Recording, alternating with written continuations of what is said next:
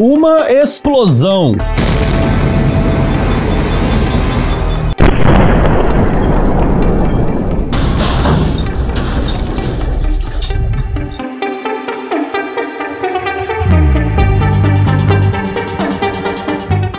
Uma cratera.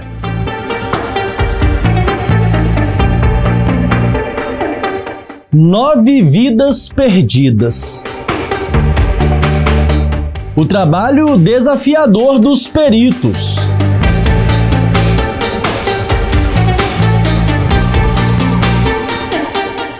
A prece antes da morte. A difícil identificação dos corpos reduzidos a pequenos pedaços.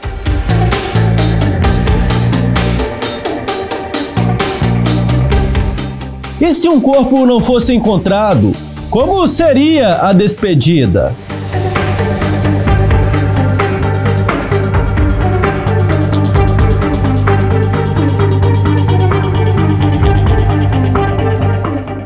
Você assiste a partir de agora Cadáveres Fragmentados.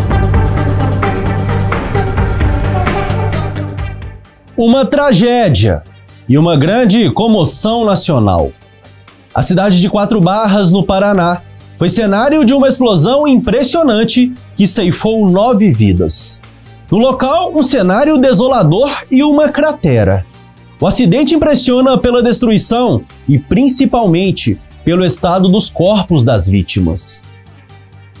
Eu sou Eberton Lopes e hoje eu vim te mostrar como são os procedimentos realizados em corpos fragmentados, os desafios dos peritos que estão trabalhando na identificação dos cadáveres e como a lei brasileira lida com situações como a ocorrida na cidade paranaense.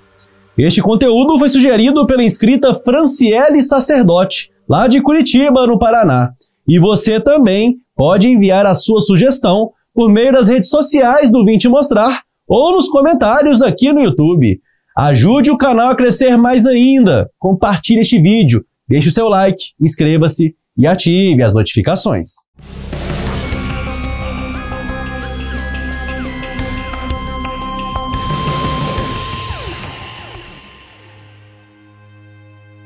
Com muito respeito, eu peço licença para relatar os detalhes desta tragédia. 12 de agosto de 2025, 6 da manhã.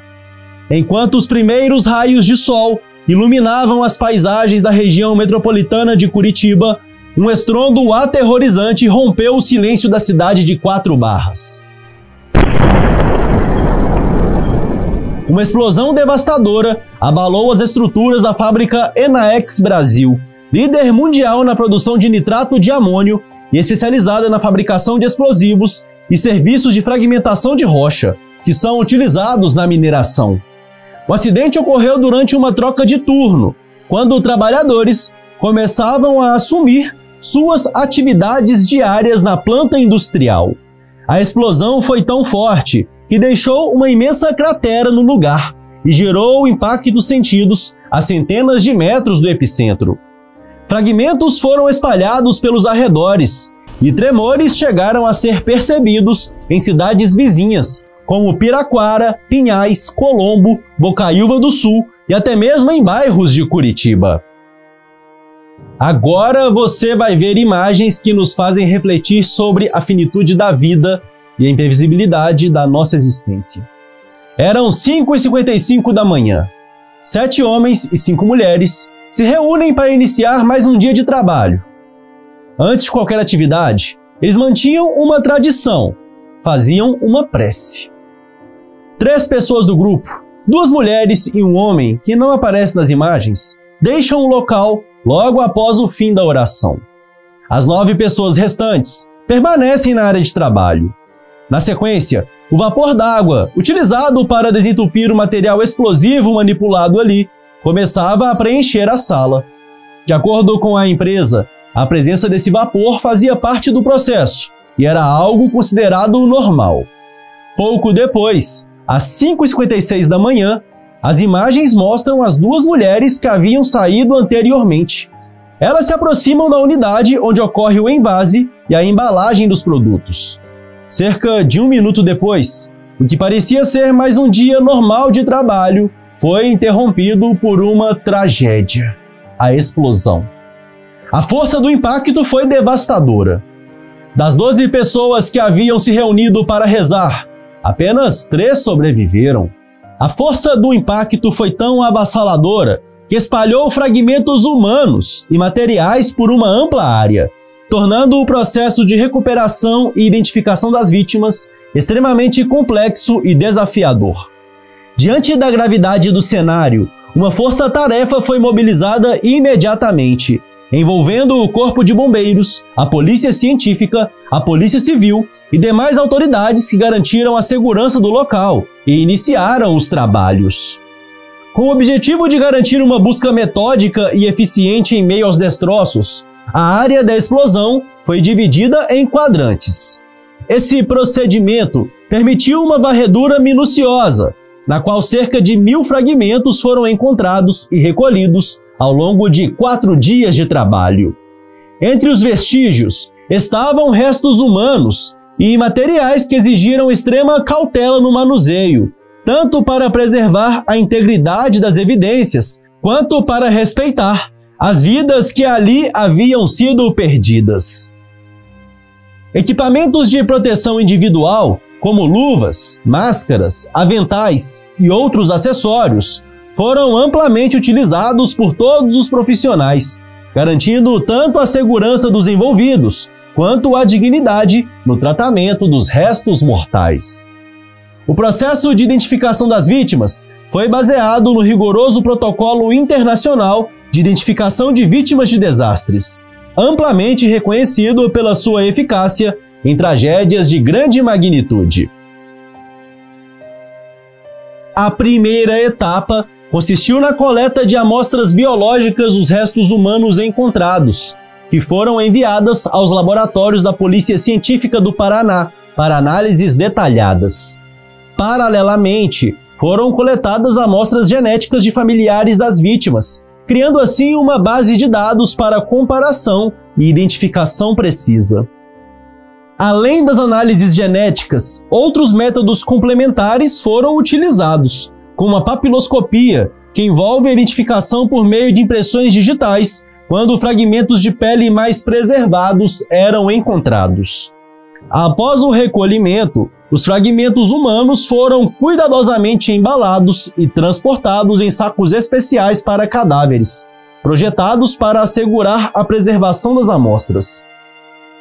Esses sacos foram conduzidos para câmaras frias, onde permaneceram armazenados em condições controladas até que todos os processos de identificação estivessem concluídos. Essa etapa foi fundamental para evitar qualquer degradação nas amostras biológicas, assegurando o sucesso no cruzamento de informações que permitiria a restituição dos corpos às famílias.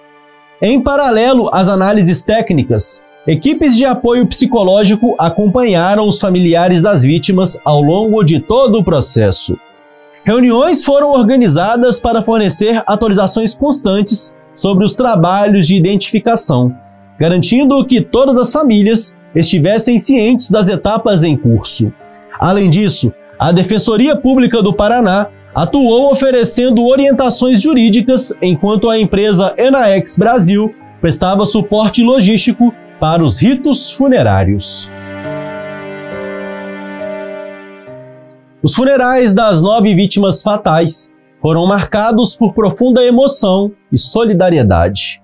Após dias de intenso trabalho de identificação pelos peritos da Polícia Científica do Paraná, as famílias finalmente puderam se despedir de seus entes queridos.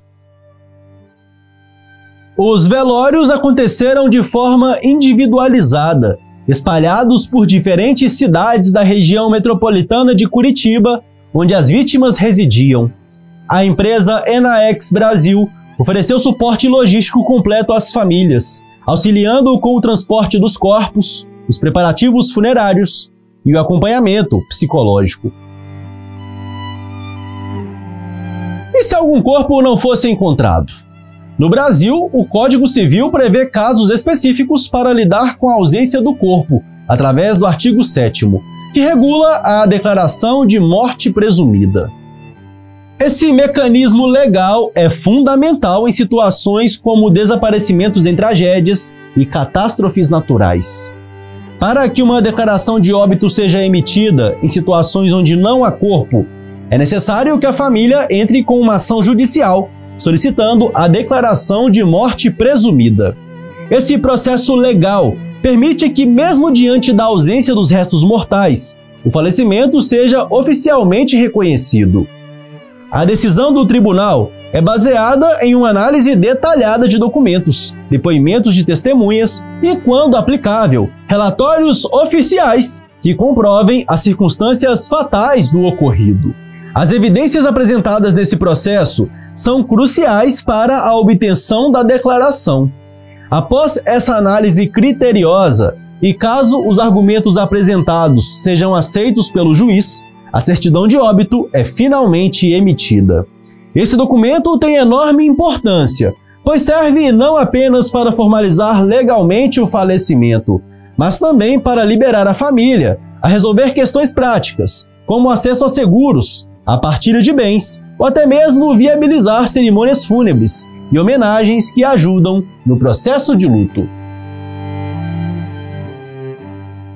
Mesmo sem a recuperação do corpo, o ordenamento jurídico garante o desfecho legal para dar à família a oportunidade de seguir adiante. Mesmo quando o corpo não está presente, é possível prestar homenagens àqueles que nos deixaram. A criação de lápides ou monumentos simbólicos oferece às famílias e amigos um espaço físico que serve como ponto de memória e reflexão. Esses memoriais preservam a lembrança dos entes queridos e ajudam a oferecer conforto em meio à dor e à ausência. Para criar uma lápide simbólica, alguns elementos básicos podem ser utilizados. Geralmente o nome da pessoa, acompanhado das datas de nascimento e falecimento, são os componentes fundamentais. Além disso, mensagens ou citações pessoais podem ser adicionadas, refletindo a personalidade, valores ou memórias especiais ligadas ao falecido. É importante lembrar que memoriais simbólicos podem ser instalados em cemitérios ou até mesmo em propriedades privadas, desde que sigam as regulamentações do local. Esses locais cumprem funções emocionais e psicológicas muito importantes. A lápide ou monumento se torna um espaço de conexão, onde familiares e amigos podem expressar seus sentimentos, relembrar momentos especiais e se sentir próximos de quem partiu. Mesmo na ausência de restos mortais para velar, esse espaço físico desempenha um papel fundamental no processo do luto, ajudando a suavizar a ausência de maneira simbólica e oferecendo um ponto de conforto contínuo para os enlutados. Deixamos aqui uma sincera homenagem às 9 vidas que se perderam na tragédia. Cada uma dessas pessoas deixa um legado que jamais será esquecido. Que seus nomes sejam eternizados nas memórias dos seus entes queridos e de toda a comunidade. Camila de Almeida Pinheiro, Cleberson Arruda Correia, Eduardo Silveira de Paula, Franciele Gonçalves de Oliveira, Jéssica Aparecida Alves Pires, Márcio Nascimento de Andrade, Pablo Correia dos Santos, Roberto dos Santos Cunhem e Simeão Pires Machado. Que suas histórias de vida inspirem a luta contínua por ambientes de trabalho mais seguros e humanos, para que tragédias como essa nunca mais se repitam. Nossos pensamentos estão com suas famílias, seus amigos e todos aqueles que compartilham dessa dor. Que a memória dessas vítimas permaneça viva e que a força para seguir em frente ecoe como um tributo àqueles que partiram. Ajude o canal Vim Te Mostrar a crescer mais. Deixe o seu like, inscreva-se e ative as notificações. Eu sou Eberton Lopes e aqui fica o meu abraço e a minha gratidão pela sua audiência.